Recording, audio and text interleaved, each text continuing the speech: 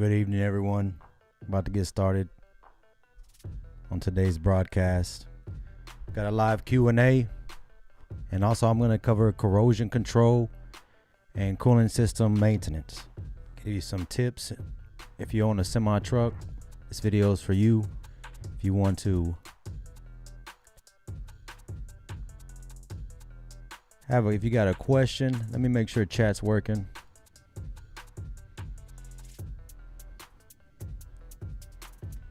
See if I can get chat working. Let me know where you guys are watching from.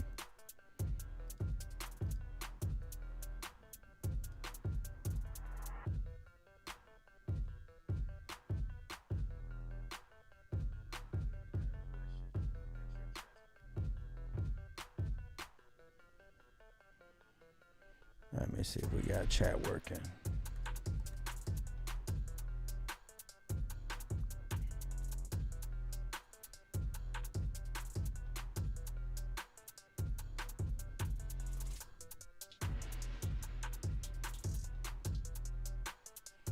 All right, yeah, we got chat up.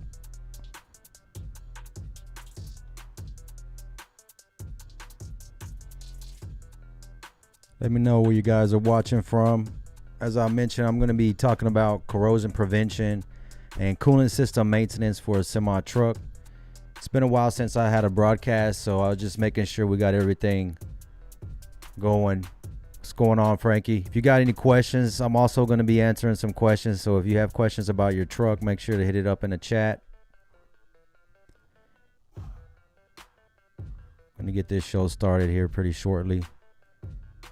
As I mentioned, I'm going to be discussing corrosion control, coolant system maintenance, tips and tricks.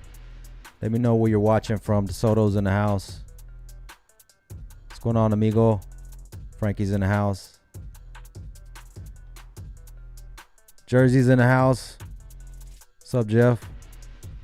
If you guys got any questions, let me know. I'm going to cover in corrosion. This is going to be some good information, especially for you guys up north. Jersey, I'm sure you guys get a lot of road treatment out there during the cold season.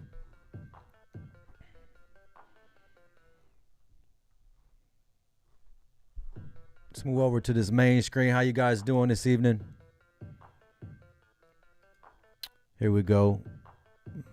Let's get the chat layer. Hope you guys are doing well this evening.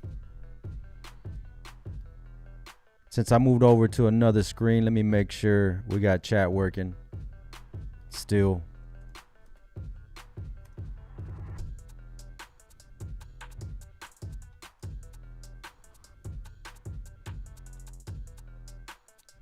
We're going to be talking about, there it is right there. I'm going to reposition it here just to make sure we get everything coming in.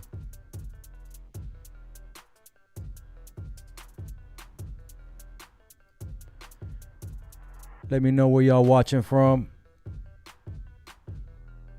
Got the test up there, getting everything lined up. Appreciate everybody's patience. It's been a while since I had a broadcast, but today we're going to be discussing preventive maintenance, information you need to know if you own a semi truck. Hope everybody's doing well. Yeah, it's been very hot, very hot. I hope everyone's keeping cool out there. It's been cooling off just a little bit here in Texas lately, so we're thankful for that.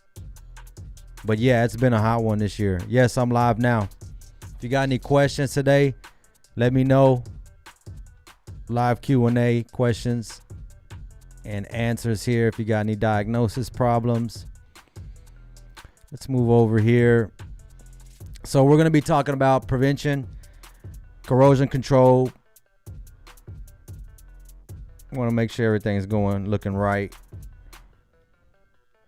If you guys are in the DFW area, if you're looking for service, you're looking for a shop, check us out. Give us a call, 972-225-3017, 4140 Langdon Road, Dallas, Texas, 75241. We got professionals ready to go. If you need any service, give us a shout. As I mentioned, today I'm going to be discussing preventive maintenance, mainly about corrosion. You guys hear me all right? That background noise too, or like background music. So mostly with corrosion, if you guys saw the video I just released on common problems, corrosion, as you notice, there's going to be rust, and mostly you get all this rust from trucks that are coming up north. As I mentioned in the video, they're using road salt, a lot of treatment on the roads during the winter time. The summertime, not so much, but the only way that you can prevent that from building up and taking off the protection that's already on there over time is just getting regular washes and cleaning on those trucks. And they offer some truck washes do offer some detergents that can help keep that road salt off. And I mean, you're going to be going through it, especially if you're going to be traveling in the north area. And if you haven't had a truck wash since seasons has changed over time, it just starts building up and eating up. There's different things that you can do if it gets to a point where it's really bad into the frame and whatnot. You definitely want to get that treated correctly, where they'll do some sandblasting and primer and build that paint back up. But most of the time what we see is going to be on cosmetic on the outside. But if it gets on the suspension and issues like that, you want to make sure that you don't have anything that's going to be causing you some integrity problems on the suspension. Shout out to everyone that's joined us this evening. Hope everyone's having a good evening. When you do these types of washes, make sure you're getting the undercarriage wash. Some of these places are just going to spray the outside, which is good too. You want a shiny truck, but if they're not getting undercarriages, that's very important, where they're getting inside those wheel wells. They're spraying off those axles, spraying off the leaf springs, the actual frame of the truck, but not directly on the motor. You don't want anyone to be washing that engine, doing pressure washing directly onto that motor, because over time you can cause some issues with these ECMs. These ECMs on a semi truck, the ECMs on a semi truck are bolted to the engine, so they're just exposed to all the elements. They don't need help to wear out more. They're already going through some tough vibration, also some thermal changes, thermal heat changes. And some of these electronics, they do last a long time, but they're not going to last you forever, especially if you're dealing with a high mileage truck. That's something to mention on that common video. Corrosion can actually happen on your wiring systems as well. If you don't get that washed, or if you have some wire chafing and you get road grime or you get water in your wiring system, that corrosion can cause some electrical problems. And what's interesting about electrical problems with a lot of these newer modern engines running on low voltage, these ECMs that are programmed and they're running pretty much controlling the engine, they become damaged when they have intermitting electrical connections. If they're sending a signal out and if it's either getting grounded from a chafe wire, those or intermitting faults that are either tough to chase down when the truck is actually moving around, those types of fault can corrupt an ECM and cause them to fail over time as well. That's something that's really not brought up too much when it comes to ECMs and wiring harnesses for these engines. It should be part of the preventive maintenance. It's not actually on preventive maintenance. If you look up a lot of the literature online for preventive maintenance for your engine, if you look at a lot of the information online about your engine, you will see that preventive maintenance will not include changing the ECM or changing the wiring harness, because it is over time it will wear out. So over time that will wear out, so keep that in mind. I want to kind of stay on the subject of corrosion control. So washing the undercarriage, making sure that undercarriage is getting washed correctly. If there is some detergents, some degreasers that they use, and be sure to get everything greased again once you have.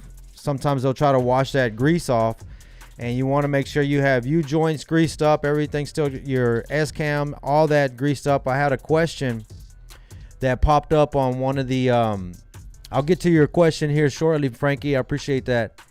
If there's super chat on there, guys, and you want to be generous to keep this channel going, hit us up on super chat. It's basically just a donation to the channel. And if you're in the DFW area and you're looking for a shop, you can call us at 972-225-3017, or visit us at 4140 Langdon Road, Dallas, Texas 75241. We're located just off of Interstate 20 and Langdon Road, Bonneview and Langdon Road. We're just right there. It's a lot of development of distribution centers, or just a lot of warehouses going up in that area. They just built a new, I believe it's a racetrack, another truck stop. So there's 3 truck stops in that area. Check us out. We're really close. So staying on preventive maintenance, there's rust inhibitors that they apply whenever they actually build the truck. But if you don't, as I mentioned, get the road salt or the items that are on the road to melt the ice off your truck, it's going to start eating away at these coatings that were done whenever these trucks were actually put together in manufacturing. And one thing I would like to bring up about paint is, if you're buying a used truck, I have seen before where trucks would come in and a lot of it would just be fresh paint painted over a lot of corrosion. So if the paint looks fresh and they're painting over everything, if you're in the market for a used truck, or you're in a truck that has fresh paint and you want to get, kind of inspected or familiar with it, sometimes the rust can be hidden by someone just painting over it. I did mention that's how you can prevent rust, but sometimes they will use it as a cover up, and you'll be able to notice it because it's not going to be a smooth surface on a real. It's not going to be a real. It's not going to be a real smooth surface as metal supposed to look. It's going to look real chunky. It's going to look like it has some pieces missing, kind of like puzzles. That is going to be signs of some deep corrosion on these frames, because I have seen some pretty deep corrosion on some of these frames. And that's something you want to pay attention to if you are dealing with purchasing a used truck that's been sitting for a long time, or something that's been up north. Not every truck is going to be the same, especially if trucks have been only ran in the South. We don't treat our road. I'm from the South. We would consider this the South. Some would not consider this the South. But in Texas, if you're from Texas, we consider it the South. But down here, we don't put a lot of road treatment down there. But a lot of the trucks that come from up north, if you have a lot of big trucking companies that move freight, of course, all over the United States, sometimes their trucks will end up down here, or trucks can get imported here from up north. Not every truck will have the same conditions. They'll all have different conditions. Something that's been ran just strictly down here in the South probably won't be so much suspected for rust, or there will be a rust, but still do your cleanings, frequent washes. Keep all this in mind. As I mentioned, there is paint protection, but pretty much after it's manufactured, you could probably paint over it, but if it continues to go further and further, you definitely have to get that repaired. Now, how can you check for these signs? What are signs of rust? Everyone knows what rust looks like. It just looks kind of just like chalky red chalk, and it's going to be in the tight areas of where metal, like on your suspension. You want to make sure that it's not. If it starts to show like rust bleeding, we have a video on a DOT inspection, and I kind of go through what to look for on suspension whenever you're inspecting suspension for corrosion. So if you are going off road, keep all that in mind. If you're going off road, if you're going through puddles, all that water is just going to get splashed up and stay in the wheel wells types areas, and it's not really going to be clean water. So even if you're not in the winter season, but you're going through wet areas, be sure to get your truck washed often, just to make sure you don't have too much of this corrosion. Now, I want to talk about the cooling system as well. Cooling systems is something that's very important, because if you got a chance to check out the video that I released just recently, it talked about how the radiator is right in front of the truck, just super exposed, and the radiator is just it's plastic caps. The whole radiator is just 2 plastic caps that are just clamped together, and the centerpiece is aluminum, and that's going to be caged inside a metal cage, and that's in front of your engine.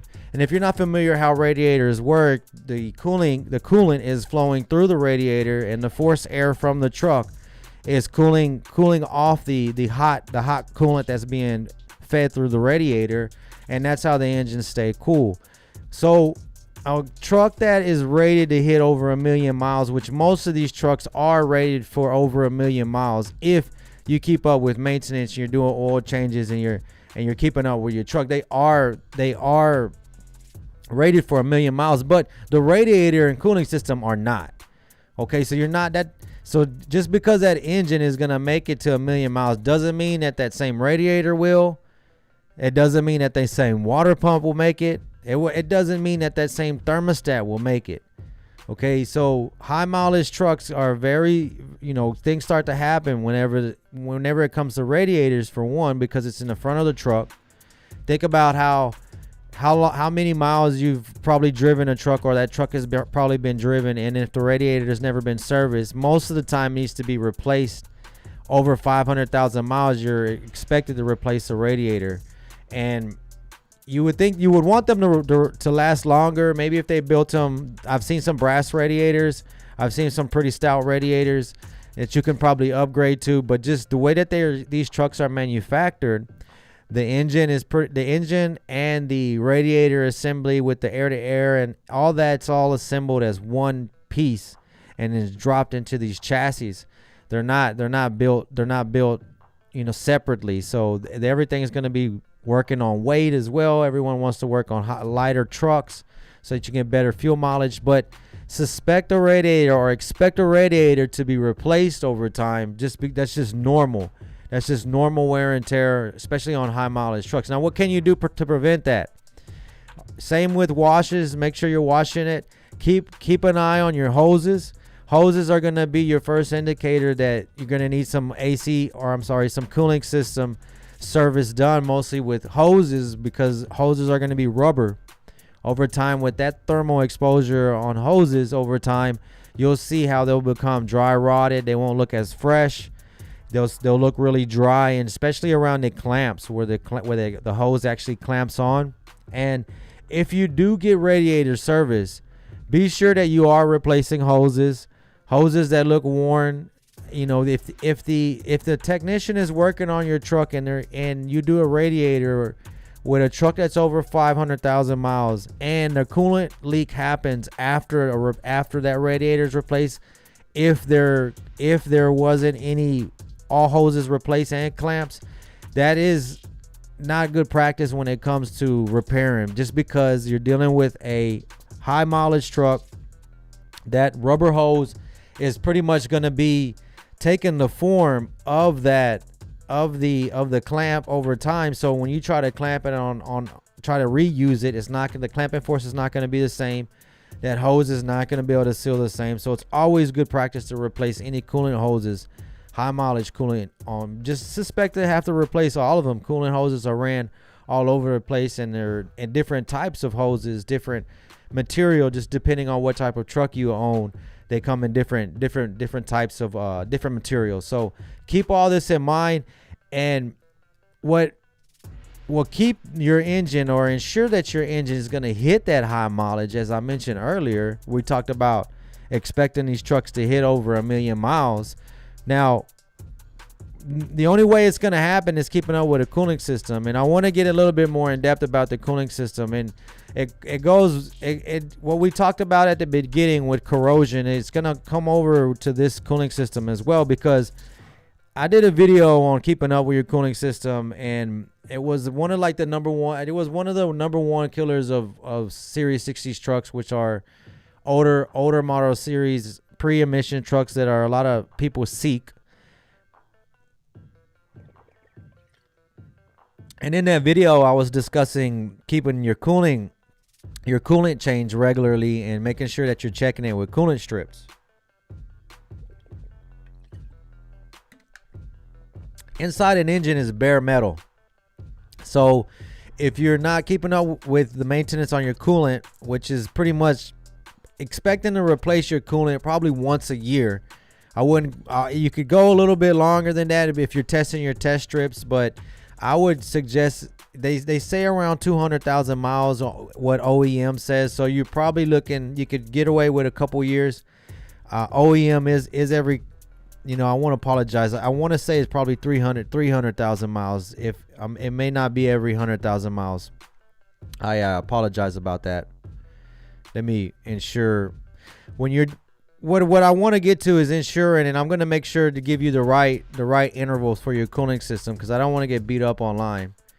But so what I'm getting at is keeping up with your cooling intervals is very important as well, because the interior of the engine is bare metal, and that's what I covered in that video of #1 killer of older engines. But this, I've seen it with even newer engines, and what most of the time gets eaten up on the inside of a modern engine, not too much of the liners like the older engines like the Series 60s, but what I see mostly is the actual O-rings that seal the cylinder kits, the cylinder jackets in the block. I see a lot of that corrosion start to eat up those O-rings and cause it to leak. So it does cause pitting. It does cause internal corrosion as well if you neglect maintenance on your cooling system, with not keeping up with your cooling system, regular interval changes, also testing them with test strips to ensure that your levels are correct and the protections are good. Then you can cause some pitting in your liners. But most of what we see with failures is the O-rings of the liners that are sealed. And if you're not familiar, a liner is just pretty much just a cylinder that sits inside a block, and the cylinder is surrounded by coolant. It's pretty much called a wet liner. That's why they call them that. It's not the same as gasoline engines. A gasoline engine, their cylinder is made into the block. They're not replaceable.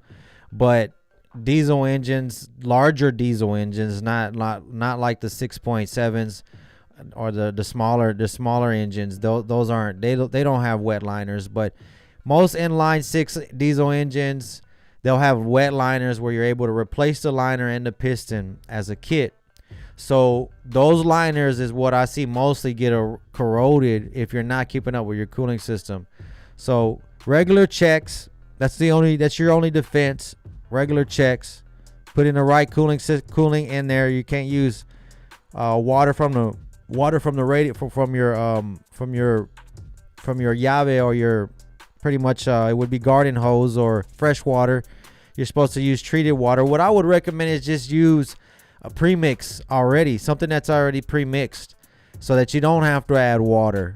So that's what I would recommend, so you don't have to always have to add something. And if you're doing antifreeze and you're dumping it, make sure you're going to a shop and getting it done. I know people want to save money, but some of these trucks can be a pain in the butt to actually drain, especially the DD15s.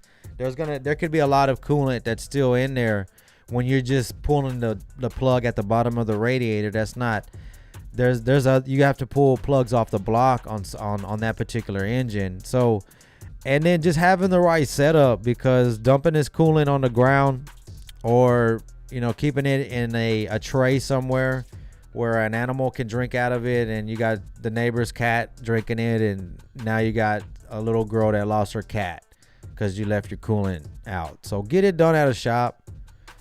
So regular inspections, inspecting those hoses. If they're dry, ashy, if they look real dry and ashy, then definitely start planning it. Okay, I mean, don't freak out and think that your truck's gonna blow up, but hey, you're gonna have to plan cooling systems, hoses replacing the radiator is normal.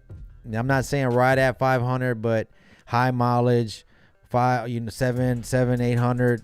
You'll be lucky if your radiator lasts that long, or you didn't have any coolant leaks. But your engines can last a long time. It can last 1,000,000 miles. I've seen these engines go a long time, even modern engines. But it all comes down to maintenance. So that's why I'm trying to share some information with you. If you got questions about your truck, hit us up. I know this is my first live that we've had in a while, but let me know what you guys think about these lives and how much information you're pulling from this. If you're in the DFW area and you're looking for a service, be sure to give us a shout. 972-225-3017, 4140 Langdon Road, Dallas, Texas 75241. We're right behind the TA, and there's a new place. I believe it's it's not a Flying J. We're right over there off of Bonneview and Interstate 20. So if you travel through that area, give us a shout. We're exploring new areas as well. So if you're viewing in our area and you know of some areas that we could probably open up, let me know. If you're maybe even a service manager, we're looking for service managers that are working for an existing place, and you're looking to expand your career. We are looking at expanding, so give us a shout. You can reach us at either at info. You can look at our website, contact us, give us a shout. We're looking at all this information and all options. I hope everyone doing well this evening. Make sure to let us know where you're watching from. Be sure to share this information, share this video, hit that like, and make sure to subscribe if you're not subscribed to our channel. I will be getting to the questions, but let them stack up a little bit, because I only got a few there. Or I could cover one. Let me cover one for Frankie. I know you've been waiting. I appreciate it, Frankie. Appreciate your viewing. Hope you're still with us so we can answer this for you. So you got a code. I'm having an issue with this DD15. It's burning injector number 1. Okay, it's burning injector number 1 and 2. Rare problem if you ask me. So the SP652 code is what Frankie said he has on a DD15. And he says that he's burning injector number 1 and 2. Let me ask you this. Is it deleted? Is it deleted? You guys have road service. We do offer road service, Frankie. We do offer. We can do some quick repairs. We can't replace a steer tire in the middle of the highway, because I mean, it's getting dangerous out there. It's getting dangerous out there. When it comes to road safety, there is zero, and I don't mean to be complaining. I don't mean to complain, but there is zero. Just no safety, zero safety. Our cops should be enforcing safety.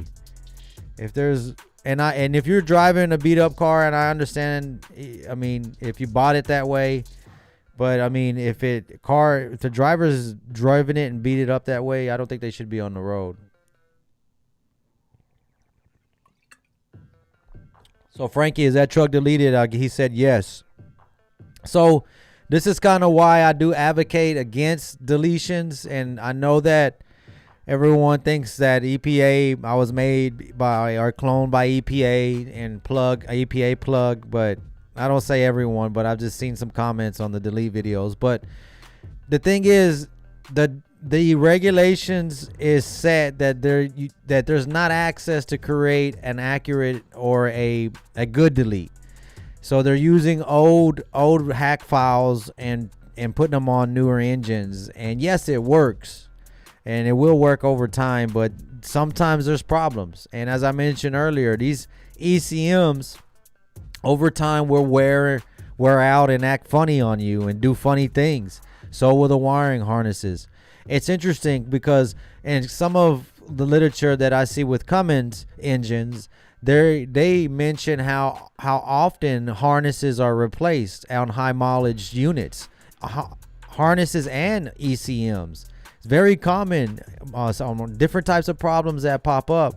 Now, when it comes to someone doing types of programs that ECM wasn't designed for as well, either adding more power, because now these resistors or these internal components on this ECM are being pushed to their peak, and now you got high mileage as well. These are just higher probability of failure, and this is why I advocate against it. And everyone can have their opinion, and you could do whatever you want, and especially in Texas, and I believe in it throughout the United States. Sometimes I feel like we have too much freedom. But you do what you like. I mean, I'm just letting you know that the technology is not readily available for everybody out there, and the ones that are trying to do it are having to hide and do it. So it just makes it a very dark market to have to deal with your equipment, and I don't really recommend, because we see failures. We see failures in the shop. We see it. because of deletes. And I hear it on the channel, Frankie. Thank you for sharing that.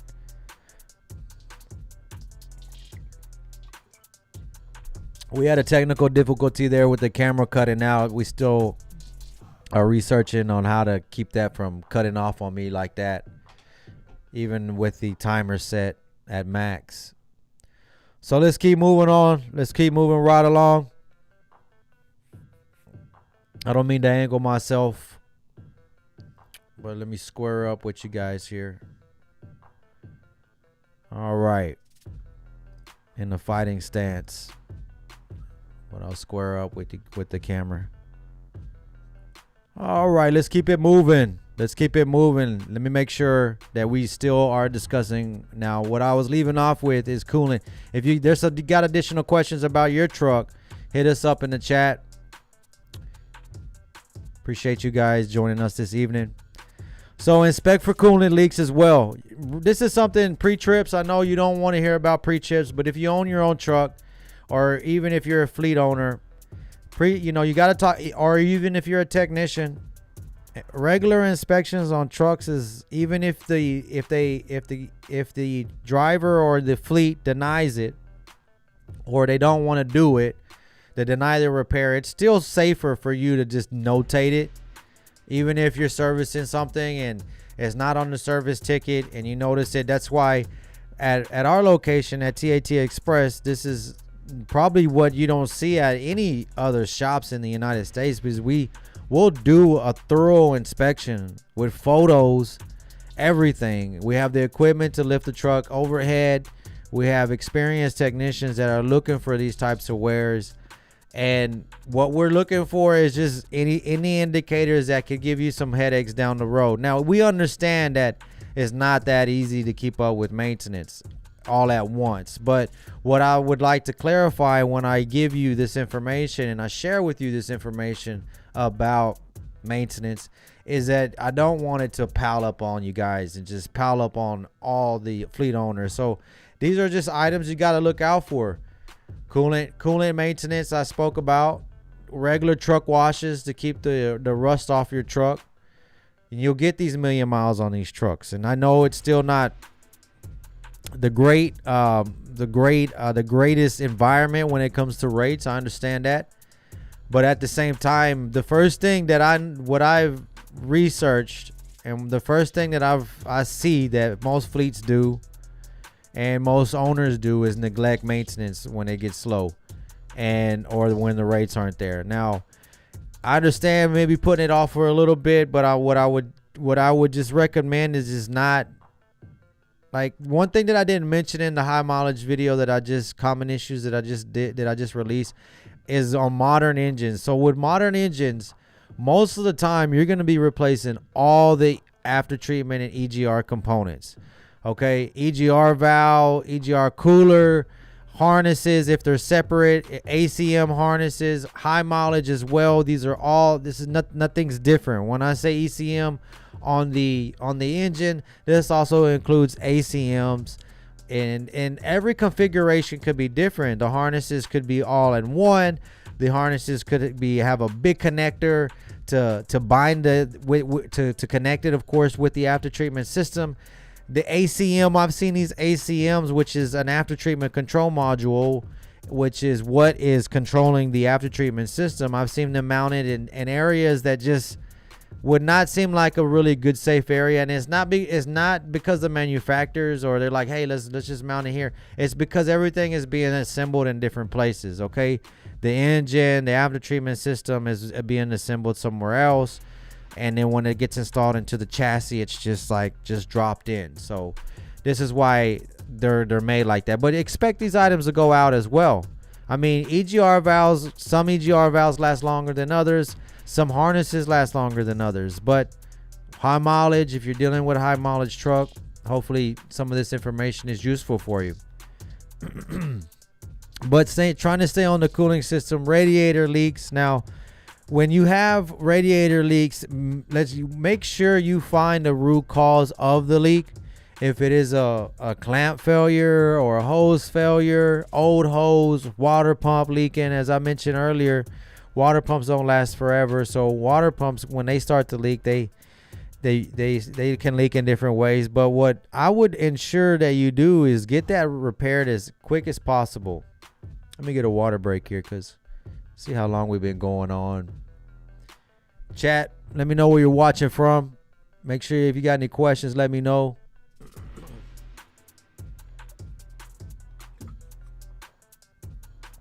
Take a water break. Make sure to hit that like button. We got some people watching that ain't hit that that hasn't hit that like button. I don't know what it does, but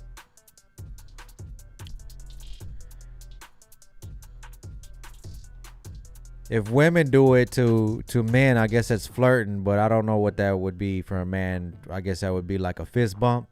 Hit that fist bump. But if a woman does it to a man, I believe that would be flirting, and even if it was online. But anyway, that's the lie. That's the world we live in.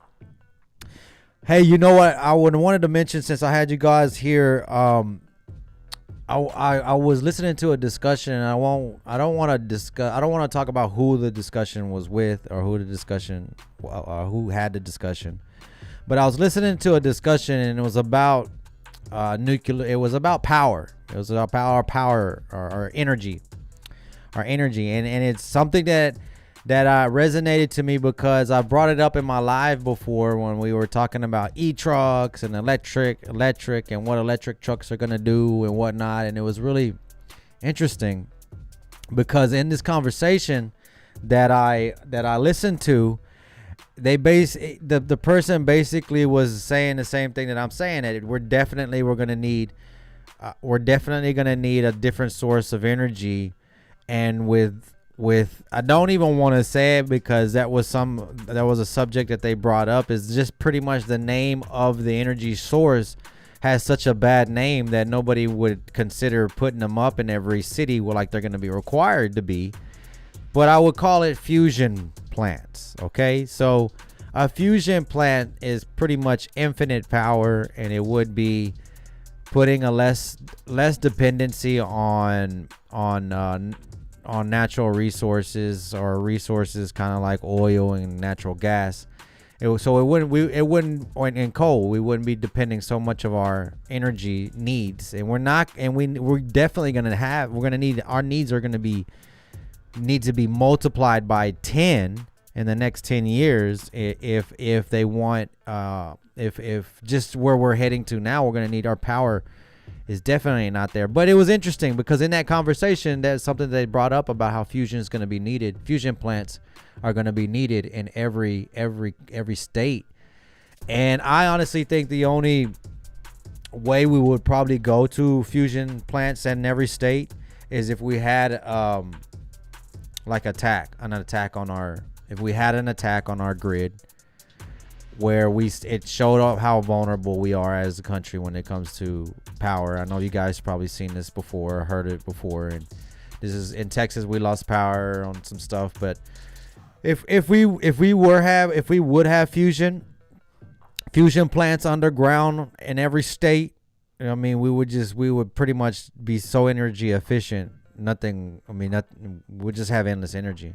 And it would put less strain on fuel price, so fuel would be cheaper, freight would be cheaper, or it would cost less to move freight. So then maybe these rates that we see now will be, but that's a lot of change, and trucks is going to still build. It's going to take a lot of trucks to build all that. So hopefully we can get our heads together and make that happen. So back on the subject here about preventive maintenance, because that's what you tuned in for, not on some science crap. So let's keep on moving. Inspecting for leaks, as I mentioned, not just for coolant, but if you got fuel leaks, I know you can't fix them all, but coolant leaks are very important, okay? Because if you do overheat the truck and the truck's overheated, now you have a potential bigger problem. Now I can rupture a head gasket, or even have a head failure. Now I see a lot of head failures with these diesel engines. It's sad to say, but these diesel engines, they crack heads pretty easily, and it's because the metal that's taken out of the heads to cool them, and because of just stricter manufacturing guidelines, EPA making stricter guidelines on these engines creates hotter cylinders because they're using EGR. EGRs do recirculate the exhaust gas back into the engine, but it causes it to run higher at higher temperatures. So now heads need to be cool. They need to cool the cylinder heads. And you notice, you may notice there is a temperature difference on pre-emission trucks compared to emission control trucks. And now there's also different troubleshooting steps that are acceptable now as well. And I'm the reason why I bring this up is because I had a viewer comment on our combustion gas test, that you can see that we do that. And now, yes, there are some updates that say that you cannot use that type of test on trucks that have emission or EGR systems because you can get a false reading.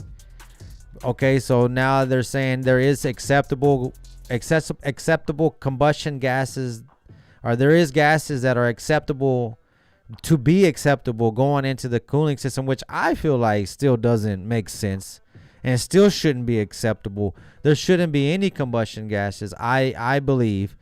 And from what I see, how a diesel engine works, you're trying to capture all the combustion as in the power stroke. So if you're losing any combustion, especially going into a cooling system, whether it's through the EGR cooler or not, or EGR valve cooler lines, whatever the case may be, is still, I don't think is not as healthy for a truck.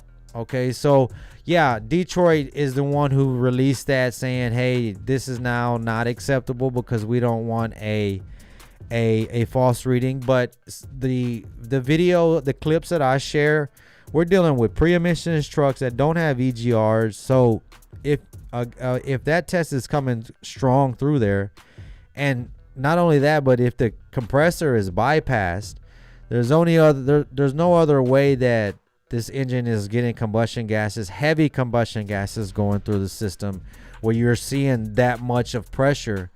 Now, there is a troubleshooting update that Detroit uses when it comes to pinpointing excessive coolant pressure in an engine that has emissions control or EGR. And it's very interesting because they said they want you to measure the pressure that the degas bottle makes. If it's even with what the air compressor makes, then change the air compressor. If it's below that, then isolate the EGR cooler. And there's tests that you can do on trucks, on modern trucks, that isolates the EGR valve or EGR cooler, and to see if you still have combustion gases going inside the cooling system. Now, when we go to troubleshoot a problem like this, you want to be very careful, because of course, you're trying to be accurate. So that's why we use those type of tests still on pre-emissions trucks, especially if compressors are being canceled. But the updated one is very interesting. That would save us some time, because if the cooling system is going to build up the same pressure as the air compressor system, then definitely correlates with air compressor building that much pressure, because a combustion wouldn't build that much pressure. Well, it would, but I don't think it's going to be up to the 100 psi. Would have to test it that way. But we still use those type of tests, and most of the time it's going to be a head gasket or a head. But it's still, I wanted to bring that up. But then that does talk about cooling systems as well, making sure you keep up with cooling systems, because as I mentioned, once you overheat these trucks, and the way that the heads are made, they crack easily. And I've seen this a lot. You can try to send this to a machine shop, and nowadays the quality of work has declined in a lot of different places because there's not a lot of help. So, and I've seen this in a lot of different places and a lot of different applications and a lot of different services out there. So trying to get these heads rebuilt not all the time is going to be 100%. It's better just to get a new one from the manufacturer, because you don't want to risk trying to get another million miles off a cylinder head that already has 600, 700 plus thousand miles, and you're trying to do a rebuild and you want to rebuild the head. I know if the head never not an issue, but I would definitely go with just a new head. Definitely go with a new head, especially with the amount of work that it goes into rebuilding engines. Use the correct fluids whenever you are doing a coolant system interval, typically every 2 to 3 years. Appreciate that information. Yep, I didn't mean to give you 100,000. Trying to keep up with every interval in my head sometimes does get a little bit challenging, but every 2 to 3 years, so that's going to be every 200 to 300,000 miles. You want to do coolant flushes. You want to use detergents. Now, the manufacturers sell different types of detergents and solutions that you can use when you do these type of flushes. Don't do it in your backyard. Don't dump it in the city water. Don't keep it in containers so the little neighbor's cat can drink it and die, or the puppy can die. Don't do that. Do it at a shop. Use the right fluids when you go back in it. Make sure if you're doing it yourself, or if you're a shop and you're a technician, make sure you're using the right fluids. If you're servicing multiple equipment, make sure that the fluids that you're using is made for these newer engines, or made for the application and the engine that you're working on. When you're doing hoses and you're replacing hoses, do not go with cheap clamps. Don't go with cheaper hoses. Go with the good quality stuff, because if it lasted over 500,000 miles, you want it to last it again. You don't want to go with some cheap hoses, and definitely some cheap clamps. I see these type of clamps that are not they're not coolant clamps. A coolant clamp is going to be completely closed on the inside of the clamp. So when the clamping force happens on the hose, it's not going to eat up the rubber on the hose. If you're dealing with a clamp that it doesn't have a smooth surface on the interior, then and it's going to have that the metal teeth part that where a clamp actually screws and clamps hard on. If that's going to be exposed to the rubber, directly onto the rubber, when you tighten that down, it's going to end up pushing that rubber through there and eating up into that rubber. So those are not made for that. They're not made for those coolant lines, coolant hoses. They're not made for that. They're going to make sure if you're using a clamp, it's solid on the inside. And be sure you're telling at the parts houses and checking them on yourself, because we deal with tons of parts on a weekly basis. Okay, we service a lot of trucks in the DFW area. We even service people from out of state. If you're interested in service with us, you can call us at 972-225-3017. We're located at 4140 Langdon Road in Dallas, Texas 75241, just off of Interstate 20 and Bonneview Road. We're right there. There's a few truck stops there, hotels. So if you're in town, you need some service done, we can definitely get your maintenance caught up. Give you a free digital inspection on your PM. You got a PM coming in, we'll give you a free digital inspection, which is pretty much checking everything. Build you a plan so you can have an idea. Well, I can do this, and plan you a maintenance going on down the road. So getting these coolants done regularly. I did a video on corrosion, as I mentioned. You can get some test strips. Don't do it when the truck is hot. Usually you can get it done when you get your service or your preventive maintenance done. It's good to get that coolant tested to ensure your levels are working correctly, or your levels are correct. So if you do have a leak, fix it fast. You don't want to overheat the truck, crack the head, blow a head gasket. It's a lot of work. It's a lot of work to get that replaced, and it's a headache. You'll be down for a while. But don't keep pushing it.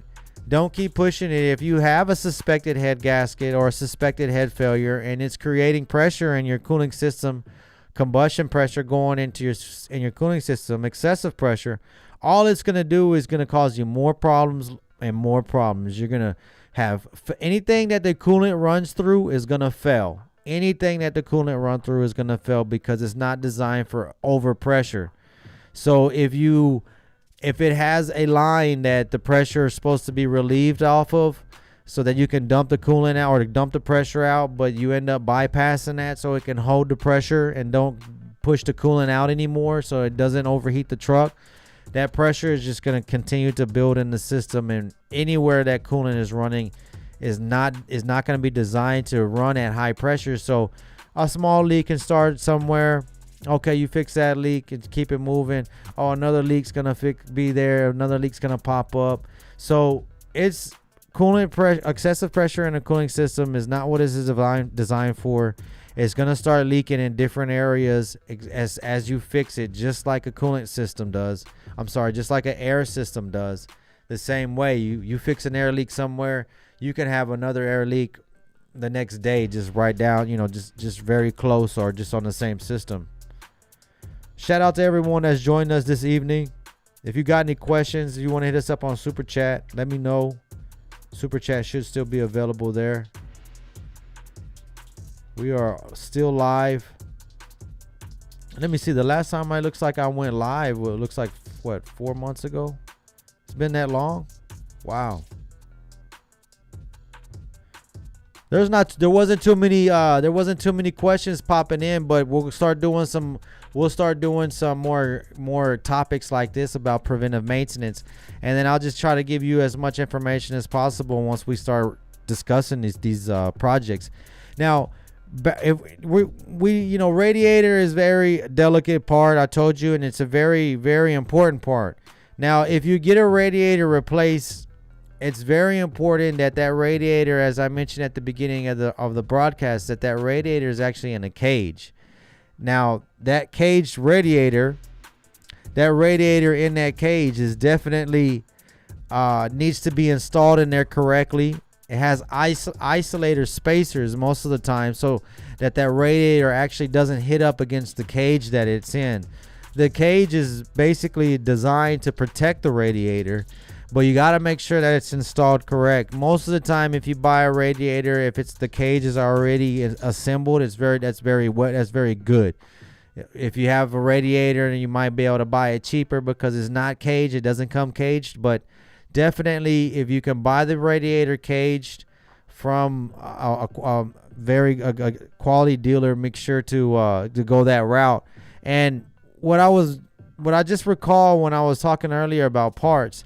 Be sure that you're getting these parts checked regularly, correctly, because it's not easy working on these trucks, and I'm talking to you as a technician as well. I understand how frustrating it is, and I understand as a customer how you are trying to time. We're all trying to time repairs and get them done correctly with avoiding any comebacks and making sure that everything is covered so that you don't have anything that additionally gets uncovered once you leave the shop. It's very challenging. So there's processes in place that we like to follow to ensure that happens. Now, one thing that I've noticed that we've been having to enforce as well is making sure that the parts houses are pulling the right parts. As I mentioned earlier, Good Help has been probably the most hardest to find at this point in the United States. So everyone is suffering with quality work. So if you're dealing with a parts house, do your best to try to get that part. It might even take the extra step of maybe taking the part, matching the part. Take that extra step. I know it's tiring to double track. Ask for a picture, but understand, and if you're dealing with a parts and you work in a parts house and you watch this content as well, just understand that we're all trying to work and estimate things moving correctly, and this can be applied to every services out there. Everyone needs to be considerate about everyone's time and taking whatever position that they're in seriously and being professional in everything that we can do, just because we're all a system, and this system needs to be worked like the best system out there. We're basically like an engine out here trying to work together. And if there's faults in the engine, of course, we're not going to have a smooth operating engine. So appreciate everyone that's joined us. Let me get to some of these comments before I wrap this up. I don't want to wrap. Whoa, we got a bunch of comments. Let's get to these comments. Let me start. Frankie, if you're still here, You had asked here. You said I thought so. The ECM's no good. I changed the harness first. Still burning ECM. Probably the customer will get rid of the trucks. Trucks are cheap these days. That's what I hear. Nobody wants to rebuild engines right now. They rather just buy other trucks because it's a saturated market, and I understand that. But guys, if you are gonna buy another truck, and that's kind of a wasteful way of thinking. If your truck is savable, okay, still keep up with your maintenance. I know that's like maybe the new thing. Hey, well, I could just buy another truck. Let me not keep up with this one. Keeping up with the one you have, just with maintenance. If you don't want to do major repairs like engine overhauls, then at least keep up with maintenance so that that engine overhaul doesn't hit sooner rather than later. You know, the feds, they're already talking, and I don't like to talk politics, but I do like to talk about, you know, things that happen because it just kind of, it's interesting. So they are going to be dropping rates. So probably going to be more people wanting to buy trucks, but of course the spot market is still weak. There is some disruption that's happening up north in Canada. Apparently, Canada went on strike at one of their main ports. So a lot of the port calls got diverted to south to the United States, and that's causing a lot of misplacement in equipment. So any type of disruptions like that does help with demand when it comes to trucks. But it's, you know, we're looking for something more stable. And I'm hoping that some of these projects that we have going on is going to keep us moving and keep it. And like I mentioned earlier, with the energy, if we were able to transition our energy over, make some of our home energy usage into fusion, it would put a lot less strain on fuel, and that would drastically lower diesel. It would super low. Diesel would be super cheap because a lot of passenger cars would probably be able to go to electric a lot easier, and houses would be powered, cities would be powered off of fusion power and not off of natural resources. So I don't know, and diesel would still have to build it. But what I do know is that they're still going to be working. We're still going to be working on these engines for a very long time. You're still going to be using them for a very long time. And whether you're going to just buy another truck and not keep up with the one you have, keep in mind that maintenance is going to help you hit that 1,000,000 miles and keep it moving. You might buy into something that is going to need repairs as well. Thanks for the lives, boss. Well, I appreciate that feedback. I'm going to work on doing more of these lives. You know, analytics say they want us to do this every evening. This is why I'm on this. This is why I'm on this late, because apparently everybody is on their phones right now. So I would be more fresh in the morning with a fresh coffee, but we'll do this. I'm good. I'm glad everyone's joined us. Make sure to hit that like button, that fist bump button. Hit that like button, share. All right. Vladimir says, how much does the labor cost in the shop? Now, we price things is by the job. Now, we see how much time it's estimated to be, but you got to understand, it's just kind of like any other job out there. It's gonna be hard to disassemble something and give you an exact time, unless it's kind of like a preventive maintenance. If it's preventive maintenance, those are a lot easier items to price. But if it's repairs where we're having to disassemble items and put stuff back together and make sure everything's running correctly, could be some other things that be disturbed, like hoses, wires, issues that could pop up, gaskets that aren't available, different things that might not be reusable. So it's tough to give exact prices. But what we like to do is get close.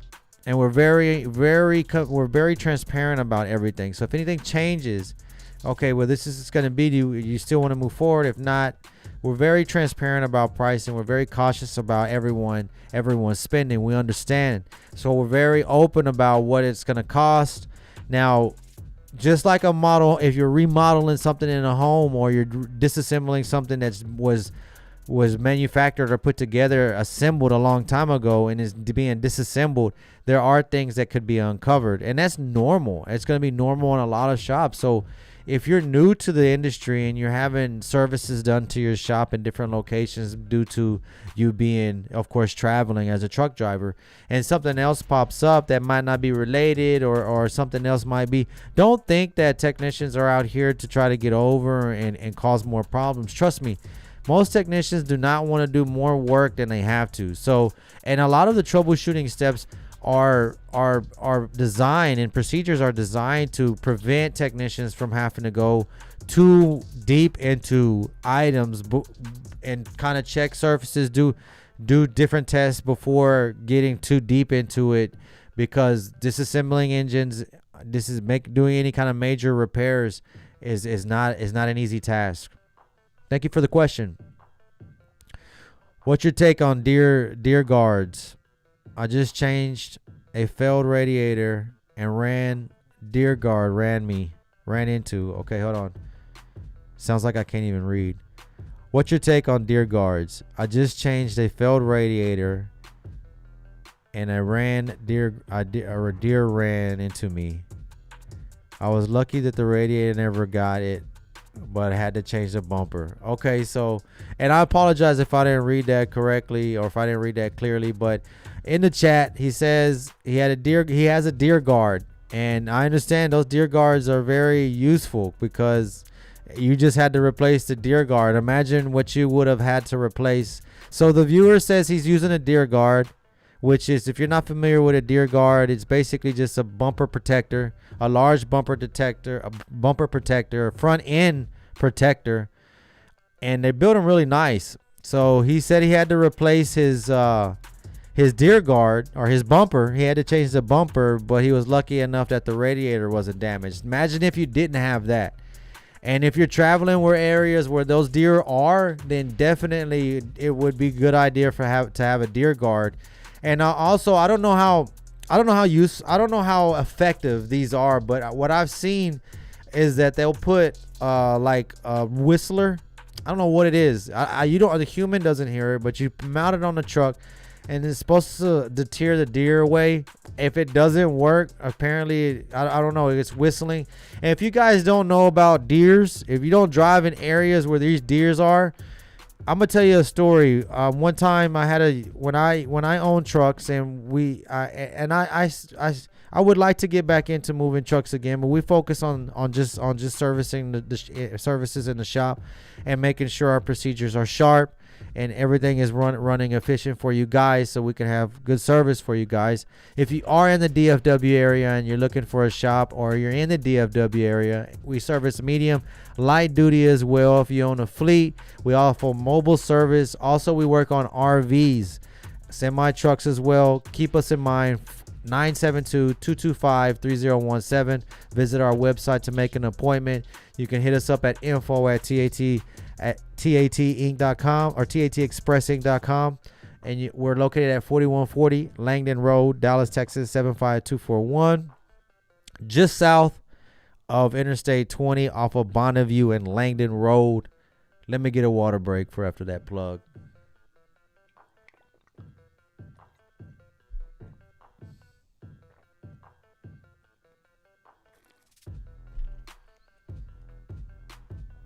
All right, guys. Let me keep going on with the chat. I appreciate everybody in chat. Hit me up in super chat if you guys are feeling generous. Go buy coffee. So, deer guards are useful. If you guys don't know about deers, let me tell you this story. I own trucks. I own a truck, and the driver, it was during the winter season. The ice comes up. He jackknifed the truck. The cab was damaged, but the chassis, everything was good. The engine was still good. It had the M14 Cummins in it. If you saw that clip that I released earlier in the week, we have an M14 for sale. If you guys are interested in the M14, so we drove up there. Me and Mike Howe. Shout out to Mike Howe, one of my buddies. He was a customer as well. We did service on him, but over time. Anyway, so we go out there, and we rent one of the dollies. We go out there in his Volvo, and we're driving to Minnesota, going to Texas and Minnesota. The truck jackknife in Minnesota. We're heading out there. We got the tow along to run out there to do the to tow it back in. And these deers, guys, if you don't drive an area where there's deers, be fortunate. They stand. The deers will stand right on the edge of the road, and you won't see them because in some areas it's very just rural. So some areas aren't real well lit on the highways. So I mean, it's like the grass comes all the way up to the highway, and there will be deers standing right on the edge of the grass at night, and there'll be packs of them, and they'll just be standing right there on the edge of the road. And when you see them, it just freaks you out because they're so close. So some guys use deer guards. That's what a deer guard is. Age, I appreciate you. Appreciate you sharing that. He said he just installed a deer guard today. That's definitely useful. Especially, imagine the damage that deer would have caused if it wasn't there. Hitting an animal without a deer guard is definitely gonna take out your radiator. It's gonna be a mess. It's gonna damage your hood. It's gonna be a lot of cosmetic damage. It's going to cause a lot of damage. So if you are in those areas, definitely consider deer guards. And that'll protect your radiator. Definitely appreciate you sharing that. It's part of our subject for today. Let's keep it moving.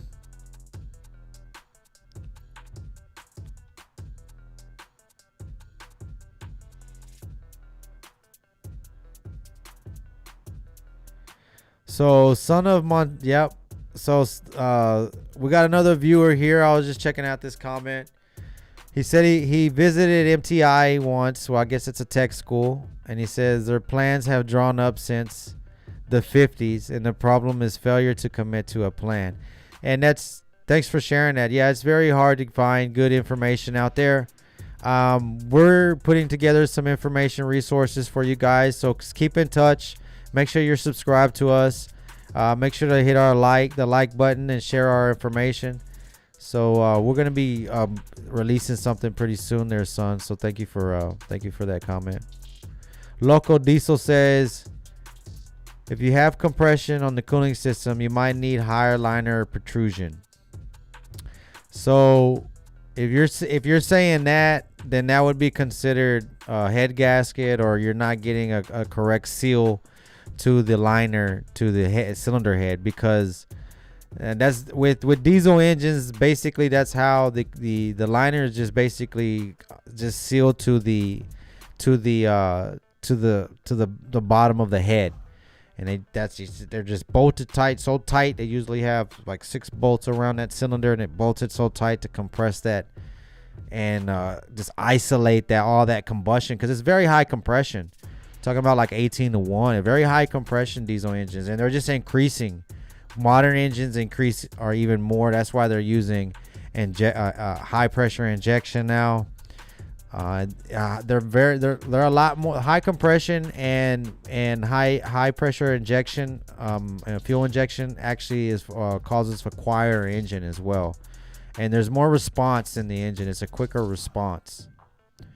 So it's interesting now how the engines have developed, but it does.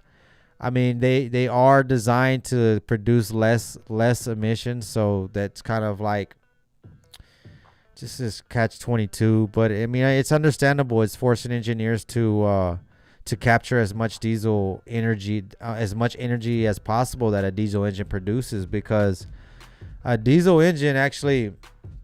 Let me sit up and not look tired. A diesel engine, the energy on a diesel engine is not completely captured. There's a high percentage of the diesel engine's energy that's being expelled, and that's with a lot of engines. That's kind of why you see most modern inline sixes go with a turbocharger.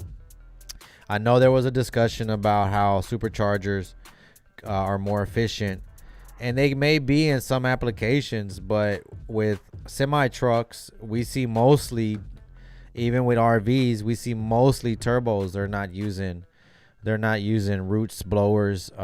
They're not using superchargers. They're using exhaust pressure to spin the turbo and create boost. Appreciate everybody's comment. I never seen combustion gases in a cooling system via the EGR cooler. Yeah, me neither.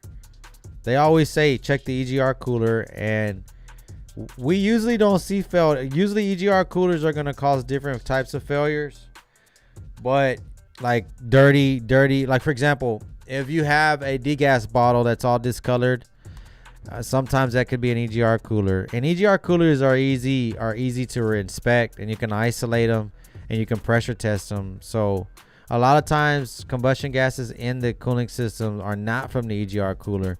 And that's why Detroit, I had somebody in the comment section on one of my clips say that the combustion gas test is not an approved form, and he's right. That is updated for Gen 5 engines, the Generation 5 engines, which is Detroit's engines with EGR coolers. And they are saying it's okay for EGR combustion gases to go in the cooling system, but I mean, I don't know. Is it engineered?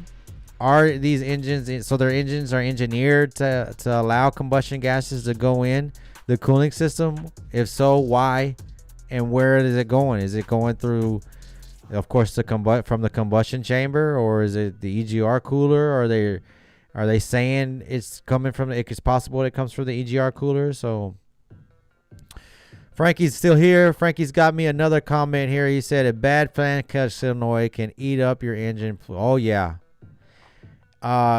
Frankie, appreciate you joining us. He's sharing some really good information. I talked about cooling systems, and this is good something really good that he covers here. And he says that fan clutch solenoids, which is some fan clutches are not going to engage correctly, and cooling fans, engine fans is what we're talking about. Engine fans can possibly fault out and overheat your truck and cause some major problems. So be sure to change out belts. Belts are 100,000 miles. Belts are going to be once a year. Cooling system, make sure you're inspecting cooling system. You don't want to overheat that truck. And you're to check the solenoids. I thought I saw a video from somebody that was putting in a manual switch. I do not recommend a manual switch. Do not always have your system running automatically. Always have your system running automatically. If you have a manual switch, I'm not a fan of overdriving anything, because what I don't like about manual switches, if they're not installed correctly, and we're getting a bit tired, but we're going to keep on moving. I guess saying it's not going to help. But what I don't like about manual fan switches, manual fan switches is if it's putting the pressure on yourself. So sometimes they're not installed correctly, so it takes the automatic function out of it, and that's my main concern. Once the automatic function is removed and it's just on the switch, because it might not be installed correctly, you might not be able to turn that. You might forget to turn the switch onto automatic, or have it running automatic, and that fan could not kick on and overheat the truck and cost you some major problems, which you don't want. You don't want those type of problems. Let me give me a good angle here. Find my camera angle. I've heard that I look too serious sometimes, so working on my camera angle, guys.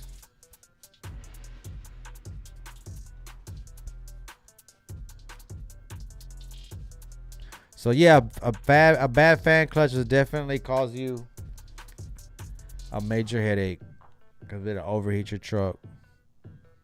Wow, appreciate everybody's joining us this evening. Trying to get to everybody's comments here. Got another comment here. It says, yes, test, don't guess. Yes, that's we like to be thorough, and we like to test over and over. I know that we don't want to waste too much time, the technician's time, the customer's time, but dealing with equipment, high mileage equipment, we try to gather as much information. How much maintenance has been done? What kind of work has been done? What type of problems have you been having?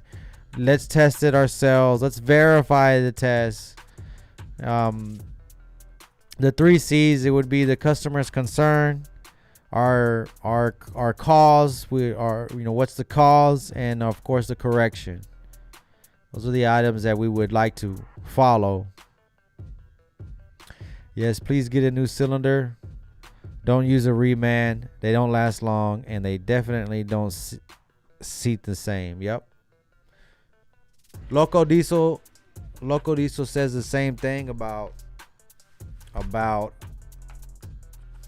when you're rebuilding an engine, a diesel engine, to don't do a reman head, just because of the simple fact that a reman head is definitely gonna cause. I've rebuilt engines before with a reman head because that was like the thing. You could depend on remans, but you can't depend on remans. Just get a new head from the manufacturer, a new cylinder head. Save yourself a headache, and it takes a lot of time to rebuild or do an in-frame. In-frame, I would say, is probably the most challenging. In-frame is more challenging than out-of-frame. Pulling the engine out of the frame and having an engine stand is a lot easier, especially when you're dealing with precise components like putting in cylinder liners and torquing rod bearing caps and main bearing caps. Trying to do that under the truck is very challenging, and the axle's in the way. You got leaf springs in the way. The frame is in the way. So trying to assemble and torque the bottom end of the engine is probably the most challenging. And just dealing with being in the truck, standing either on the leaf spring or standing on the boxes in the area, happen to be in the engine bay. It's doable. Okay, it's doable, but it would be nicer to pull the engine completely out, strip it down, repaint the block, prevent corrosion, put everything back, of course, out of the truck, drop it back in. It's just a lot more comfortable for the technician, and the process is a lot easier. I have an annual DOT inspection to do, but I am very skeptical where to go because I feel these inspections are done fairly anywhere. If you are an owner operator, where would you go? I appreciate you bringing that up because, as I mentioned, the quality of workmanship is very questionable in the United States, and it shouldn't be.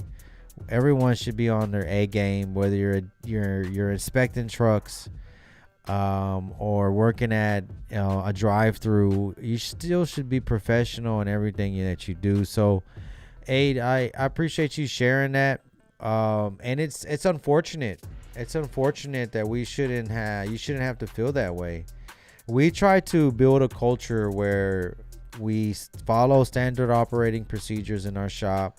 We ensure that we're following directions when it comes to inspections for safety, because we do feel liable when it comes to inspecting your trucks and ensuring that you're on the road safely. Now, we have serviced some questionable trucks in the past that we do not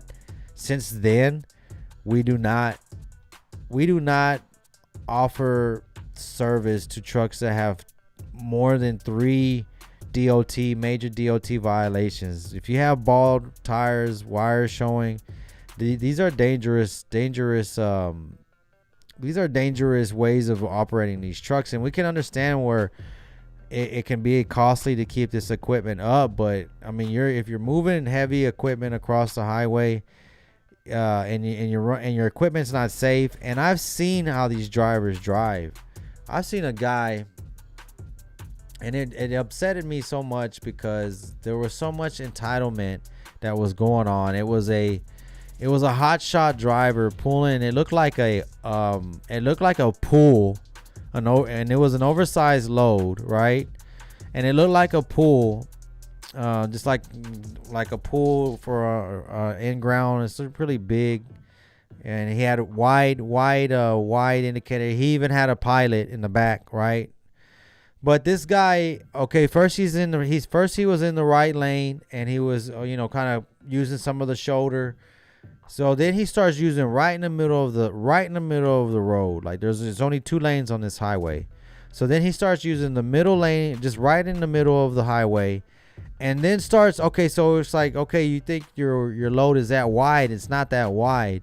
And then he turns around and starts passing cars with a wide load, and passing up cars that are in the slow lane. He's passing up cars and staying in the middle, hogging up the whole road. And the load was not even that wide, but for them to act, just examples of how some drivers are driving these trucks, and then trying to drive them like not in DOT compliance. And DOT is not that strict. They're just trying to cut down on safety violations and accidents on the road. And I'm not saying it's all going to be our commercial drivers' fault. There's a lot of passenger cars that should be held with the same.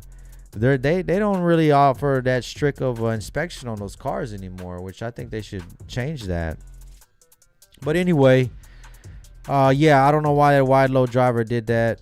I'm sorry that you feel that way about DOT, but if you're in the area and you are looking for a DOT inspection, we do take pride in our work. We are professionals at our shop, and we can definitely take care of that for you if you're in the Dallas-Fort Worth area or just off of Interstate 20 and Bonneview Road, south on Bonneview Road, and you're gonna go west on Langdon Road, and we're right there. We can get you in and we'll get you out on DOT inspections. I believe we got 3 people at the shop that can do DOT inspections. So shout out, appreciate that comment. Got another comment here. Is that I have a Freightliner Cascadia 2020. When I drive 65 to 70 miles an hour, there's a vibration on the passenger side. What is the issue? So the vibration it's on this passenger side going 65, 70 miles an hour. Check your tires to see if you see any irregular wear. If it's only happening on one side, which is the passenger side, it's possibly the tire, or if depending on how many miles are on the truck. If it's 2020, so you probably have anywhere from 300, 400,000 miles. More than likely, it's going to be a tire. It's more than likely it's going to be a tire. If you continue to have issues, you can get that tire balanced, the front end tire. If it's in the back, get those tires checked. Let me see, 200, 300,000 miles. Shocks, get those shocks inspected as well. Unfortunately, not all these shocks last forever. Unfortunately, maybe you happen to replace them once a year or every 2 years, just because of how bad these roads are out here. And if you only feel the vibration on that side, whether it's the front or the back, get those tires checked out, get them balanced. And if everything checks out fine and it's still getting out of balance, may want to check that front drum or the drums if the brakes have some wear on them. Sometimes these drums can become unbalanced from wear and cause some vibration. And I'm glad that you're bringing up vibration. Since you're talking about it's on one side, that's why I'm kind of pointing out wheels or tires, something like that. If it was towards the center of the truck, and if it had higher mileage, then I would look into other items. But from what it looks like to me, with the year model, it's possibly some tires. So get that checked out. Hopefully that helps. Thanks for that question. That's what we're here for. Q&A. Let me sit up. Become more presentable here on the camera. All right. Let's see what we got next. Cornelius. Probably didn't pronounce that right. What are the parts need to replace to be coolant maintenance besides change the coolant? Now, as I mentioned, some items are going to wear more than others. High mileage trucks, this is probably what you can expect. Good question. He's asking what we can expect to replace on maintenance. With cooling systems, you're going to end up replacing on high mileage trucks. Now, not in these particular order, inspect them, but a water pump's going to go bad. All the coolant hoses are going to need to be replaced, and the clamps over time with high mileage trucks. The radiator as well. Now, if they start to leak is when you're going to need to replace them, but just expect to replace them on high mileage. Some of them, some hoses, some radiators, some water pumps, some thermostats will last longer than others, but just high mileage units, it's common for all those types of items to go out on the cooling system. So maintaining it is going to be changing the coolant every 2 to 3 years and inspecting it as well at every PM, which is inspecting coolant lines, making sure they're not getting too corroded. See, maybe you can catch them a little bit early. But that's pretty much it. Radiator, coolant hoses, water pump, thermostat on high mileage trucks, okay? Now, you might not have to, I wouldn't run off and go replace these right now. If it's not leaking, then you can hold off a little bit. But just suspect that to happen. Don't buy the aluminum radiator if you have a DT12 transmission. The internal cooler will fail and you will get transmission fluid in the cooling system. Okay. Thank you for that information. But most of the radiators we get, I always suggest get the radiators from, a manufacturer. They usually are going to have some good products, especially since they service trucks as well. DT12 don't have cooler. Haven't seen one yet. I might be wrong. Transmission cooler on a DT12. I would have to. There is a cooler. You know what? I don't know if is a cooler on a DT12. There may be on yours. I'd have to look at it, but I do see most modern engines do have cooler lines. You are correct. And what that is, if you're not familiar with that, is they'll run the coolant. They'll run the coolant through the bottom of the radiator.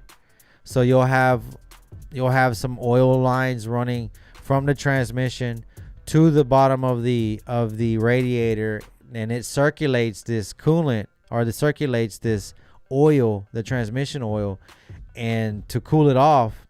And that's what it's supposed to keep the coolant, of course, or the oil in the transmission cool. But of course, it's more suspected the failure, because now you're sending oil out of the transmission to the front of the truck and back. So if you definitely have some problems, you can have some, as he mentioned, some cross contamination, or if you have a failed line from chafing or something like that, you can lose transmission fluid. But thank you for sharing that.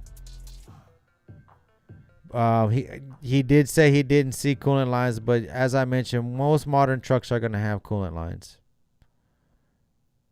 Yes, we work on PACCAR. We have PACCAR software.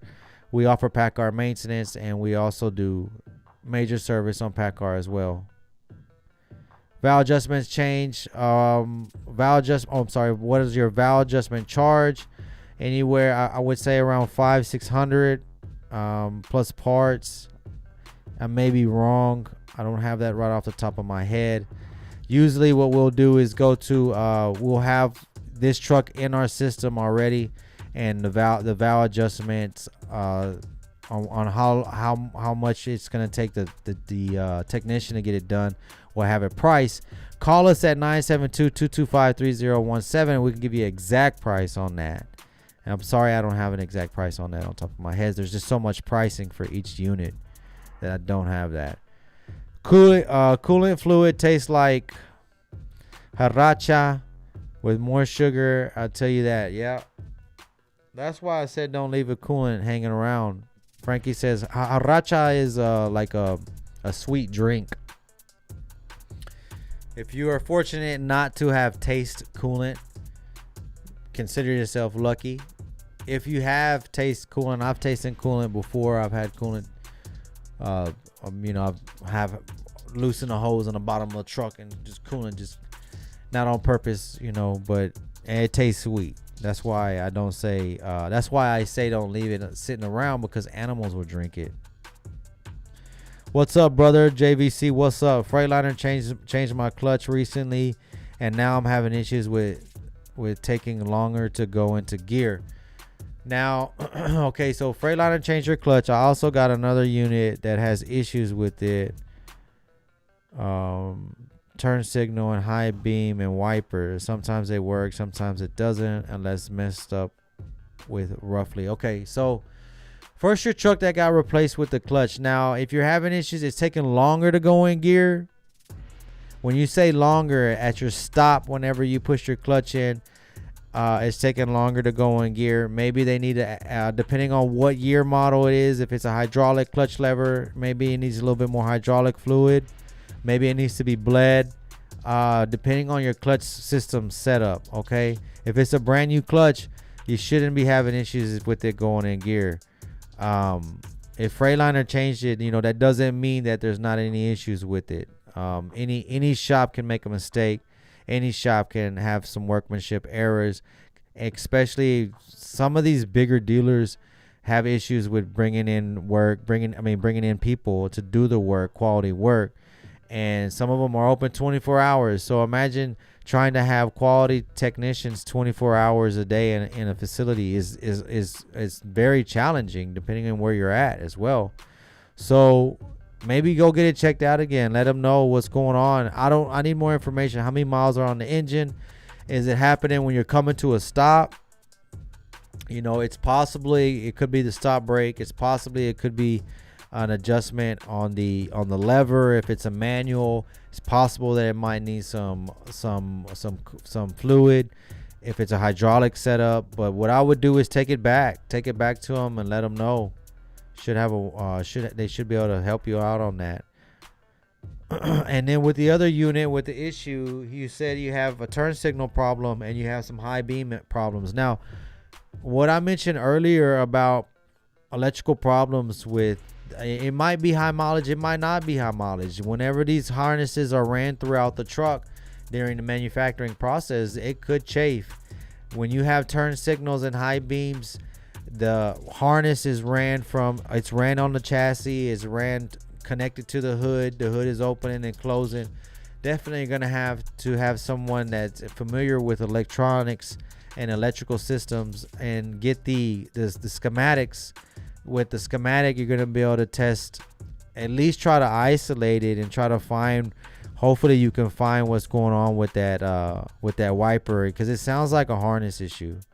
It's possibly sounds like a harness issue, because you have intermitting turn signals, intermitting high beams and wipers.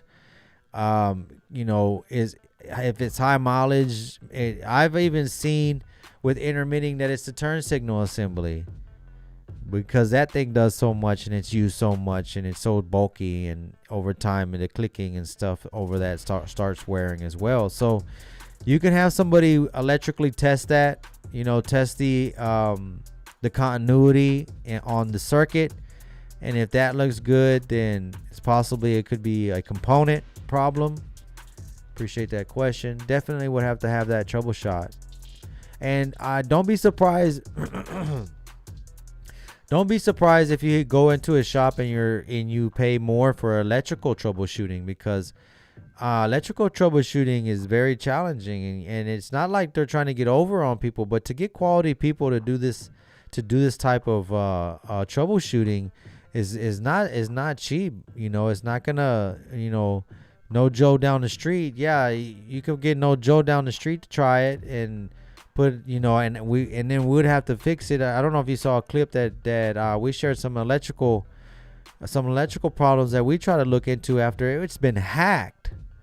Like not splicing it correctly, when you splice, or if you do any kind of repair on a harness, when you don't want to replace, if you don't have the opportunity to replace the entire harness and you do some repairs on the harness, if you don't do it correctly, corrosion can enter the connectors, corrosion can enter the places where you're putting up this these repairs and cause even more problems. So definitely keep that in mind. If you're looking for rates, if you're looking for prices on any kind of services that we offer, give us a shout during business hours. We're open Monday through Friday from 8 a.m. to 6 p.m. You can call us at 972-225-3017, and we'll be more than happy to help you out. We're located off of 4140 Langdon Road, Dallas, Texas 75241, just south of Interstate 20 off of Bonneview Road. Go west on Langdon, and we're right there. Frankie's got another comment here. We're doing this live Q&A, so if you got any questions, I may wrap it up. I don't know how long we've been live. Feels like a long time, but we're having a good time with these questions here.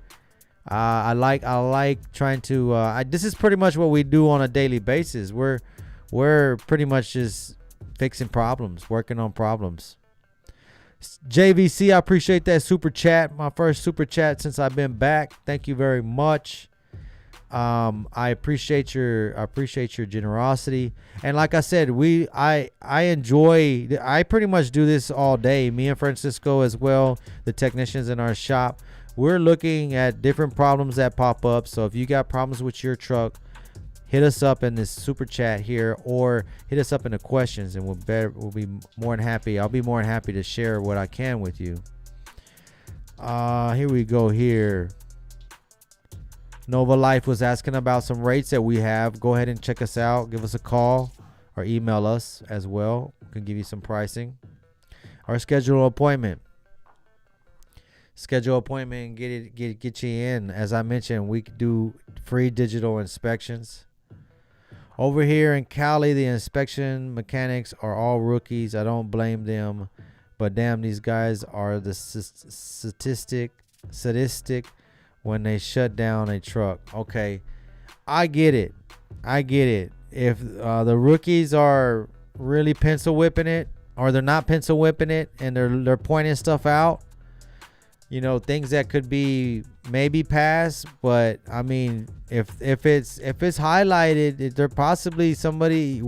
Would you rather get a rookie mechanic highlighting everything that possibly be maintenance, or would you have a rookie DOT put you out of service? Because that happens just as often as well too. A rookie DOT that's not too familiar with inspections will put you out of service as well, which is unfortunate. It's happened to us. I'll tell you a story. We were moving produce to California, or in and out of California, and one of the drivers got shut down for